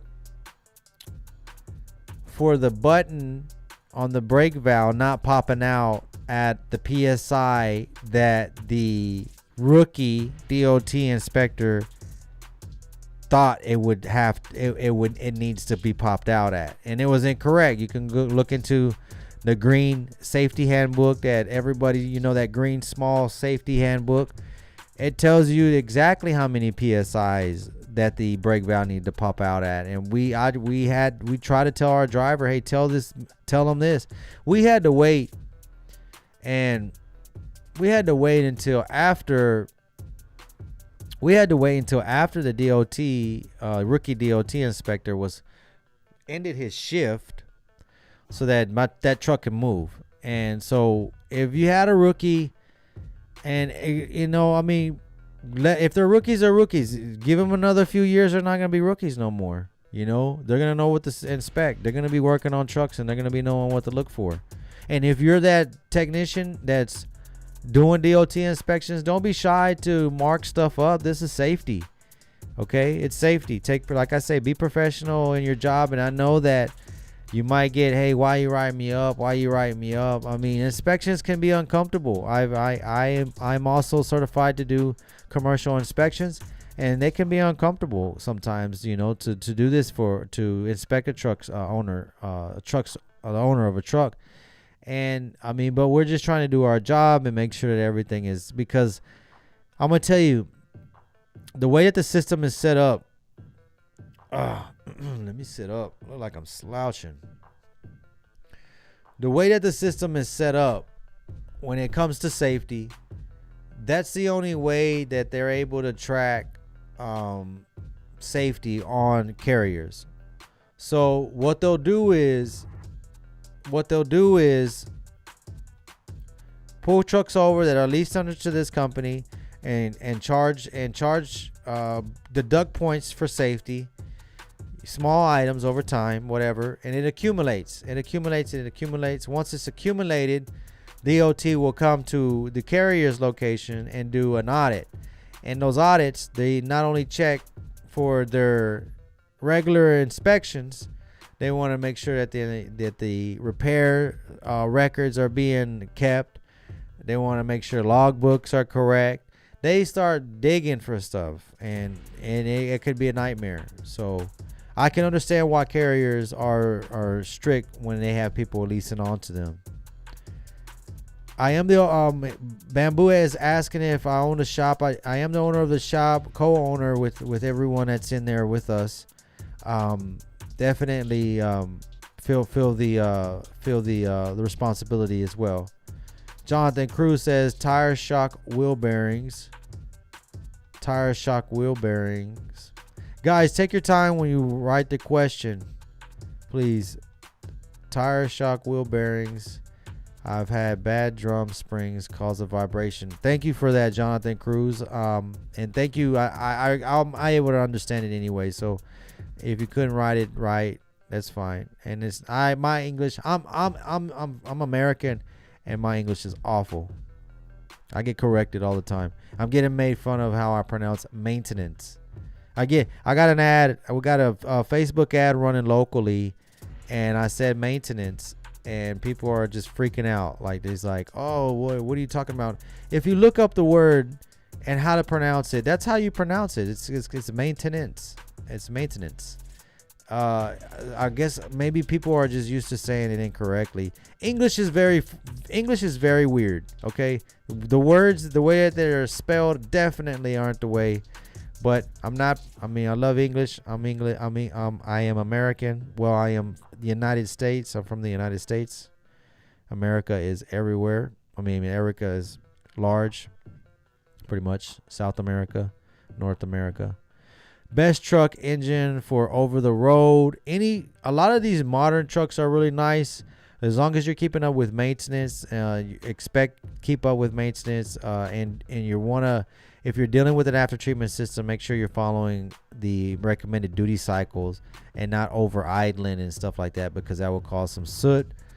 Something that probably already has an APU, so that you definitely, if you want to go pre-emissions, I wouldn't suggest you go pre-emissions, because I know that people were like, oh, I don't want to deal with after treatment systems. But over the road, man, you want to be comfortable. And these modern trucks are really comfortable. They're really nice. You do have to deal with an after treatment system. You will have to deal with a little bit more maintenance, but as long as you're planning it, you should be just fine. And you're getting into a truck that has maintenance kept up on it, you should be fine. Don't go with anything that doesn't have a good maintenance track record. Sure, surge tanks, they suck. Yeah, surge tanks do. They're weird. Surge tanks, like, they got channels in them. You think you can clean them, and you can't. And the way that they're mounted on the radiators, Jonathan is saying that the surge tanks for coolants are they suck, and they do. On some of them, it sucks because on the Cascadias, they have the surge tank on the top on the top of the radiator, which is where most of them are. And this one, to secure it to the radiator, is bolted to the radiator. So there's inserts on top of that radiator plastic cap that I mentioned earlier that have threads so that you can bolt the surge tank on top. It's bad design. They always get seized. You try to take it off, even with a wrench, they'll spin, so you're not able to bolt that back on there. You have to replace the radiator. I don't know why they did that, but either way, when that starts to happen and where your surge tank's corroded and it needs to be replaced. More than likely, the clutch needs to be replaced. 51, thank you very much for that super chat. I appreciate that. What do you got going? He's got Cat C15 Acert. I'm having consistent issues with leaking coolant. I've changed almost every hose that flows through. I do the work myself. What do you recommend to stop the issue? Oh man, if you're losing coolant and it's the Acert, man, it's probably gonna be a. I mean, have you already checked for combustion gases? Did you already check for that? Did you bypass the air compressor? So if you're leaking coolant, it's possibly you might have excessive coolant pressure. If you've changed all the hoses and you're still leaking in different areas, it's possibly that you might have excessive coolant pressure. So what you can do is, first you can put a cap with a pressure test gauge on it and see how much pressure you're building. Okay, the cap is going to tell you how much psi that your coolant system is rated for.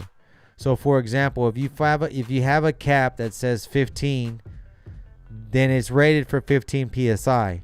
Okay, so when you have these tools are gonna be specialty tools, because it's hard to find a test cap that you can put unless you make one. You can buy a cap and make one, and what you're measuring is the psi. You want to put a gauge on there that has the same psi as a compressor that can build like 120 psi, and measure the amount of how much pressure is going into the cooling system. If it's over 15, if it's over what the cooling system is rated for, that means you have excessive combustion gas in the cooling system, or excessive coolant pressure. Okay, now to isolate it, you would have to remove the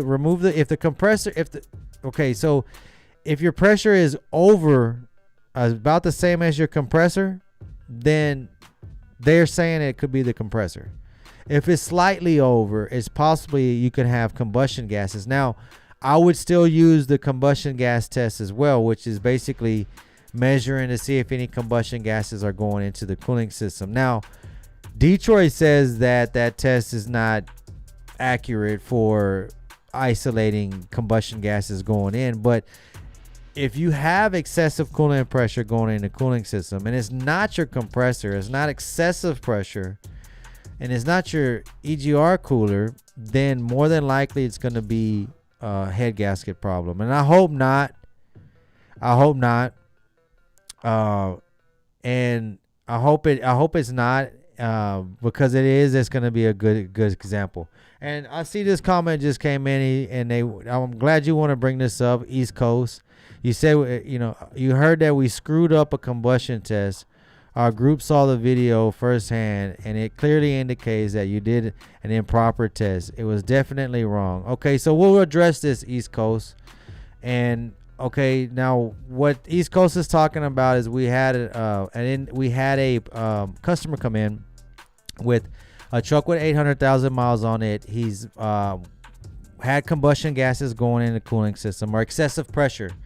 He had excessive pressure going in the cooling system. He drove it like this for a long time, because he mentioned that he had some failures on the EGR cooler. So when the EGR cooler erupts, is what he mentioned. He's like, hey, you know what? The EGR cooler blew up, and I had to replace it. I just got the EGR cooler replaced, and I have EGR code faults. So with a high mileage engine, most EGR components need to be replaced. That is just regular. That's regular. Fleet owners, people that run fleets, that is, Kenworth suggests, for example, this is a PACCAR engine.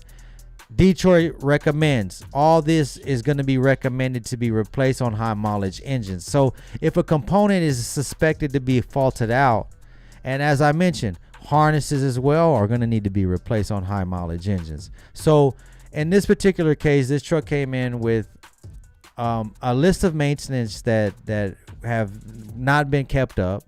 Okay, so we found tight valves, which is not going to let the truck run efficiently. Those are items that need to be checked when you have combustion gases going in the system. We did the test multiple times. Trust me, if combustion gases are going into a system, we're gonna say, hey, you got this problem. Now, we understand that drivers are going to come in and they're going to say, hey, this is happening, and technicians, we take this into consideration. But at the same time, we want to test ourselves and see, we want to duplicate the fault ourselves. Okay, so what we did, we couldn't duplicate the fault. We canceled out the compressor, couldn't get an exact reading. When we canceled out the compressor with PACCAR engines, there are coolant lines that go to the compressors are not like older coolant lines or just regular hoses. They break. So those items failed and we had to replace those at no charge. Even with after we isolated the compressor, we couldn't verify it, but we did find some other coolant leaks and was able to isolate and make sure the coolant system's running. And another thing is that not all the time are we able, if it's a head gasket, which is basically what I feel like is happening with this truck, is the head, and it's going to start creating combustion gases going into the cooling system at certain conditions, especially only under operating conditions. This is why I mentioned earlier in the broadcast, if you have a overheated truck, that you want to replace the head. Don't try to rebuild it, because there's cracks that can happen inside the heads anytime that they're overheated. I don't know how the truck originally overheated, but apparently it had to overheat once before, because we have combustion gases going in. So where they're saying we didn't do the test, we did do the test at the beginning. We have records of the test being done. The EGR valve was faulted out, multiple faults. Okay. We did replace those. EGR components do need to be replaced. EGR cooler that was had just been recently replaced by the customer because it blew up, but apparently it was ran because of excessive pressure in the cooling system. That was clean. That was removed and cleaned. All these services was done. Cleaning on the after treatment system. The parts were very expensive. The EGR valve's very expensive. And we don't make pricing on the parts, but we did replace these parts. He did have problems to come back up. Okay, when we completed the truck, we tested it. Still no combustion gases. He leaves. Okay, unfortunately, the combustion gases are now more concentrated because we went through the system. We pressure tested it. We fixed all the coolant leaks. We made sure the cooling system was enclosed. So I know that the truck was being ran with relieving the pressure. So this time it left and we made sure that it wasn't relieving any of the pressure. We couldn't get the truck to give us a solid signal. And unfortunately now he had more combustion gases going in. This time when he came back, we were able to verify it ourselves this time. Now we understand that beforehand, hey, I'm having an excessive combustion gases. I understand. Okay, what we should have done is presented him with not only the EGR valve, the maintenance. We also should have already offered him the head gasket and head replacement as well, so that you can see the entire picture. You have a list. You have a group of problems. You have EGR fault codes. You have engine with producing excessive coolant pressure that we cannot verify. And so he comes back, and of course I would be unsatisfied too if I had spent this type of money. But you got to understand, these items are regular wear parts, ECMs, a wiring harness, anything with the EGR system, EGR cooler, EGR valve. These are all normal items. Wiring harnesses, like I mentioned, these are all normal items. Okay, so the head gasket issue or the head issue is still there. Okay, we fixed some of the maintenance. We fixed the maintenance problems in the EGR valve. Apparently, it ended up being a harness as well, which, as I mentioned as well, these are all items that need to be replaced on high mileage engines. So we were willing to work with still doing the head job and still moving forward with it, but it just really got it really wasn't professional anymore. It really wasn't professional, and it wasn't us screwing up.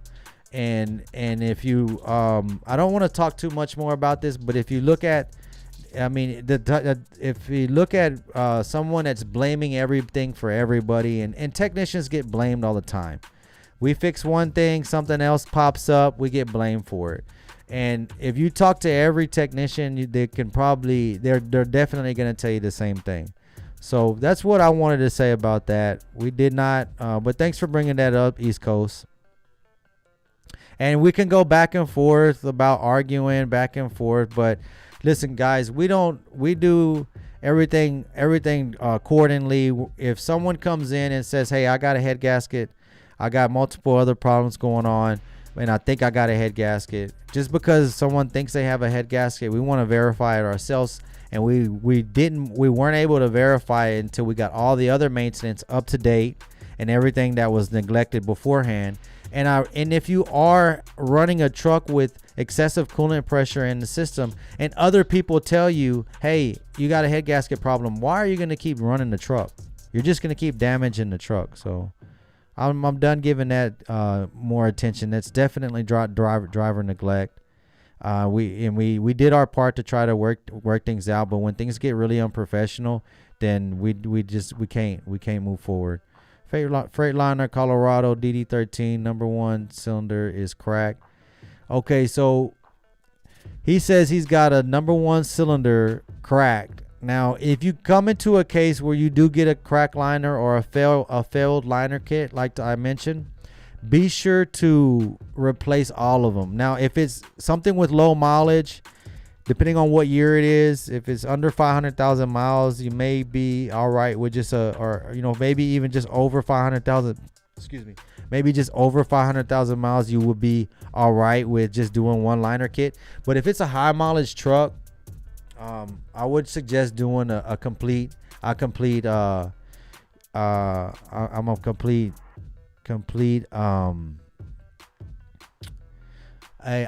would suggest doing a complete overhaul. And the reason why I was thinking about that is because not a lot of people are doing overhauls now. They're all wanting to buy new trucks. But I understand if the truck is cheaper. East Coast, you keep going on about this, I'm gonna get you off my channel, bro. So I already talked about this, and homeboy just a complainer. Like, if everything that guy posts is about complaining, and we try to make things right. But anyway, so that was just a discrepancy that we had. We had a discrepancy with someone that came in that we couldn't verify combustion gases going in the cooling system, but the unit was ran for a really long time and caused a lot of failures. So it was kind of difficult for us to pinpoint it, but we were able to get it exact readings. But it wasn't until after we had to get maintenance back up on the truck, because there was a lot of maintenance that were backed up on that particular unit. And since the maintenance was brought up and we were able to actually isolate the problem and really, okay, you do have a head gasket, there was just miscommunication where they thought, okay, my first repair with the maintenance, bringing my truck back up to maintenance and fixing my other faults was going to fix all my problems. So that's where their miscommunication was. Anyway, appreciate everyone that's joined us this evening. I hate to have to end it on that type of note, but some people are just do you have a program where I can work on my truck at your shop and have your technician guide us? David, no, we don't offer guided assistance. We honestly, some people we're not even allowed to have customers in our shop. And the only reason is because of, you got to think about it. As a technician, you're dealing with the heat, you're dealing with the pressures of trying to get repairs going on correctly.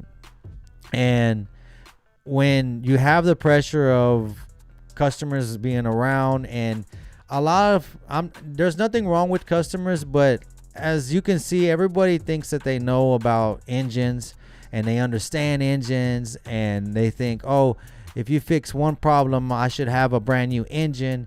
even though I mentioned over and over that it's normal that a lot of these items are that wear out on trucks. So expect to have to replace these items, and don't blame it on the technician, especially if the item is included in these list of items that I include when it comes to harnesses, ECMs, EGR valves. And then if you're dealing with a unit that has a fault on it and you continue to push it further and further, you're creating more and more problems. So then when a technician tries to come and fix the other problems that are being caused by the root cause, then the technician is just getting blamed. It ends up becoming a hassle. So keep all this in mind.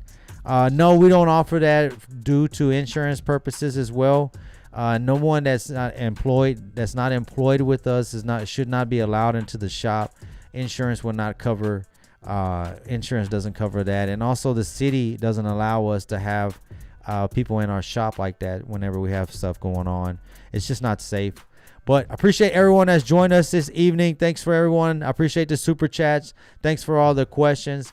We'll see you next time. If you're interested in getting service, we're located in DFW. If you're in the DFW area and you're looking to get service, you can call us at 972-225-3017. You can also, we're at 4140 Langdon Road, Dallas, Texas, 75241. You can hit us up anytime. We have express service. We offer DOT inspections.